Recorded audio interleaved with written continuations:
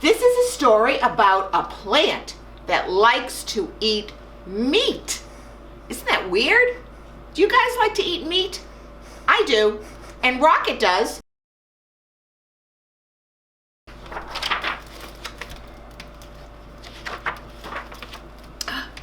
You would not think that a plant likes meat. Well, some do. They catch and eat small insects, such as flies and ants, and they are called carnivorous plants. Just like Rocket, and just like me, and you. We are all, if you eat meat, you are carnivorous. One of them came to worldwide fame, and Elizabeth, that was her name. Elizabeth smiled at the sky when a mosquito passed by. Who likes mosquitoes? I don't, because they make you itch. They bite you and make you itch. But Elizabeth eats them, so they don't bite us. Yay! Right in the middle of its flight, she captures it with great delight. Elizabeth smiled at the sky, and there comes another passerby. Who is it? It's Dr. White, a scientist, and well known as a botanist. A botanist is a doctor who studies plants. Ooh, this plant is very rare indeed. I will take her home and get the seed. She's caught me! Ouch! Says Dr. White. I did not know this plant could bite.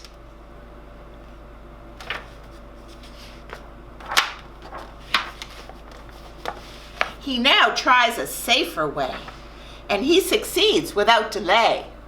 See, he uses a net. Victorious, he leaves the place, a smile of triumph on his face. He's got her. Here in the doctor's laboratory continues the amazing story. The plant, for once, behaves all right.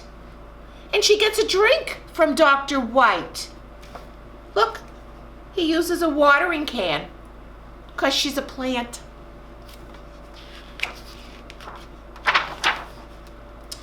And even as a special treat, hot dogs, for she's fond of meat, just like us. Uh-oh, but Scotty thinks with jealousy, hot dogs should belong to me. Uh-oh. Alas, it never pays to steal. Elizabeth will spoil his meal. A sudden snap, a cry, ow! A wail, ow! And there goes Scotty, minus tail. Look, she bit the end of his tail. Do you see that, Rocket? You be careful and don't steal hot dogs like you did at my house the other day. Mary the maid comes with a broom to tidy up the messy room. And, unsuspecting, turns her back, attempting aim for an attack. Ouch! Look, she bit her big fat butt. Oh no! Elizabeth's bad deed requires a solid fence of strong barbed wires. And Dr. White reports the case now to Professor Appleface. Bad plant. But Appleface declares I doubt it, till I myself find out about it. Uh-oh. He soon obtains the evidence, despite the new barbed wire fence. Look! She bit his beard! Ouch! We have to keep Elizabeth chained to the kennel now, says White. Look, this burglar does not realize the danger of his enterprise. I think he wants to steal Elizabeth. Oh no. Next morning, White perceives with fright someone inside Elizabeth. Look, she tried to eat him. How brave of her to catch this man. Let's put him in the prison van.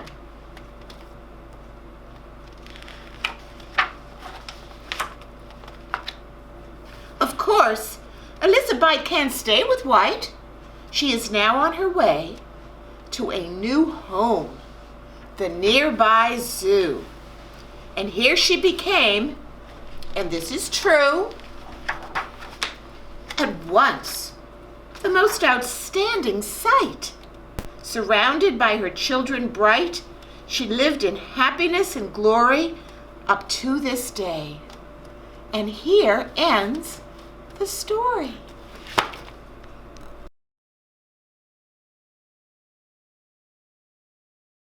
We're going to read about Pretzel, who's the longest dog in the world.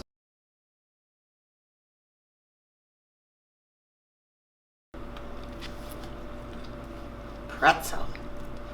One morning in May, 5 little Dachshunds were born. Look, 1, 2, 3, 4, 5. I bet you can count too. One of them was Pretzel. And they grew the way puppies do. And they all looked exactly alike the first few weeks.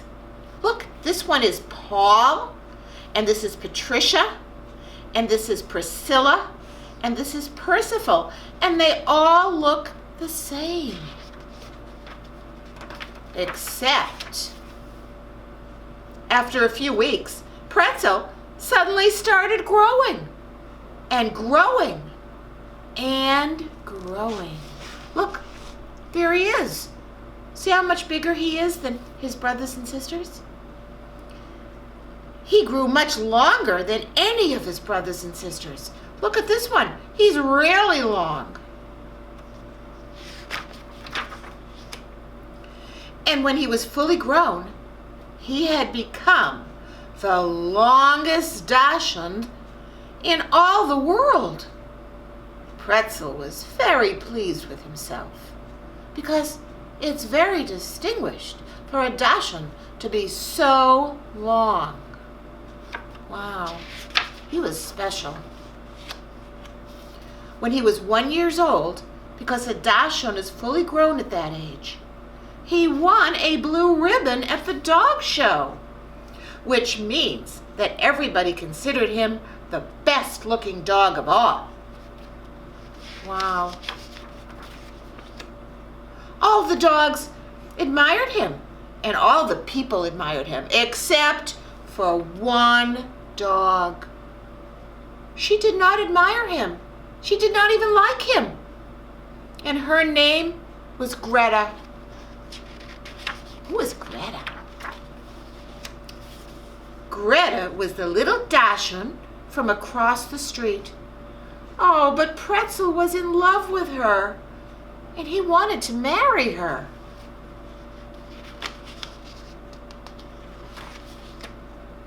But Greta just laughed at him. I don't care for long dogs, she said. Oh, but it's very distinguished for a Dachshund to be so long. And I won a blue ribbon at the dog show, said Pretzel. I still don't care, said Greta.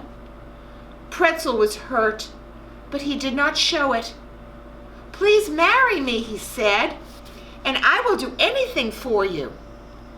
Prove it, said Greta, and she went away. So Pretzel set out to prove it.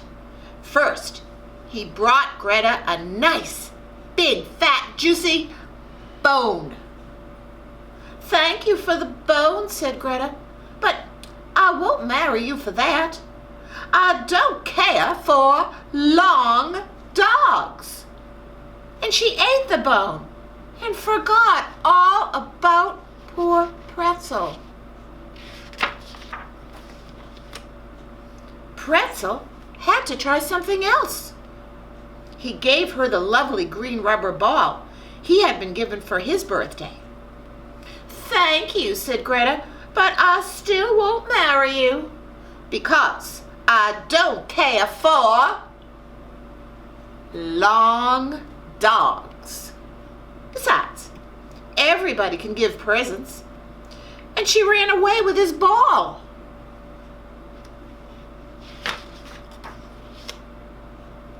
"Look what I can do. Nobody except me can do that," said Pretzel when they met again. And look what he did. He made himself into a pretzel. Can you do that? I can't. "Not bad," said Greta. "Your name certainly fits you. But I like the pretzels at the baker's better. And I still don't care for long dogs." Pretzel was very unhappy. Some weeks had passed, and Greta hadn't even spoken to Pretzel. One day, while she was playing with her green ball, it bounced away. Greta tried to catch it, and boots! They both landed in a deep, dark, scary hole.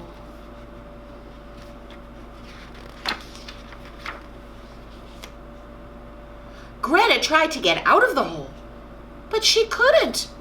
It was much too deep. She was terribly scared.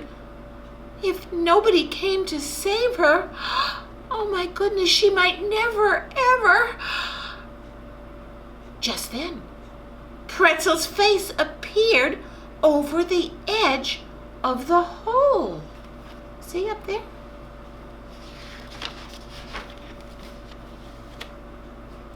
"I'll get you out of there," he shouted. He had watched Greta the whole time, and now he rushed in to help her. How good that Pretzel was so long.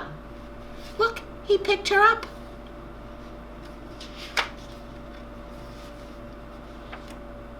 "I believe you saved my life. You are wonderful," said Greta with a sigh. "Will you marry me now?" asked Pretzel. "I will," said Greta, "but not for your length." So they kissed doggy kisses.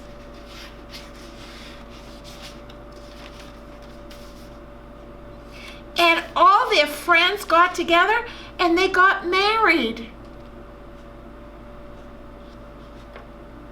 And one morning in May, 5 more little Dachshunds were born. Look, 2 looked like Greta, 3 looked like Pretzel. And here's a picture of Margaret and Hans Ray. He made the pictures and she wrote the words. And they lived right here in this cottage in Waterville Valley during the summer. The end.